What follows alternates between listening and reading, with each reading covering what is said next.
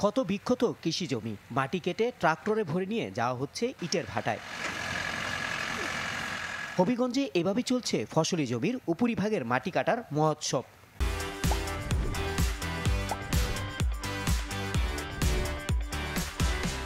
কোনোভাবেই থামানো যাচ্ছে না মাটি খেকো সিন্ডিকেট।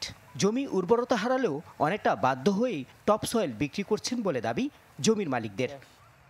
আগে দিয়ে মাসে মাটি দিছে বিগ ফিল্ড, ওই কারণে জমি নিচে গেছে আর আমরা জমি উঁচুই গেছি, এই কারণে আমরা বাধ্য হয়ে মাটি বেতন লাগতেছে। আরও পূর্বে যে মাটিগুলো নিয়ে গেছে ওই কারণে এগুলা উঁচুই গেছি গিয়া, এখন দিয়ে দিতেছি আর কি। যদিও জমি সমতল করার জন্য কৃষকরাই টপ সয়েল বিক্রি করছেন বলে দাবি মাটি ব্যবসায়ীদের। যারা দরকার মানে তারা কয় মাটি বরাট করে দেও, আর যে মানে যে জমিটা উঁচু মানে সে কয় এটা দিয়ে মাটি নেওগা, এই বিশেষ কারণে মাটি কাটা লাগে। এটা অনেক টান জমিন, আমরা 2 দিন ধরে কাটতেছি। কাটা শেষ হলে আমরা অন্তত চলে যাবো। সমতল জায়গা বা জমিন আমরা কাটতেছি না। কৃষকদের সচেতনতা বাড়াতে কাজ করা হচ্ছে বলে জানান কৃষি কর্মকর্তারা। অভিযোগ পাওয়া মাত্রই ব্যবস্থা নেওয়ার আশ্বাস প্রশাসনের।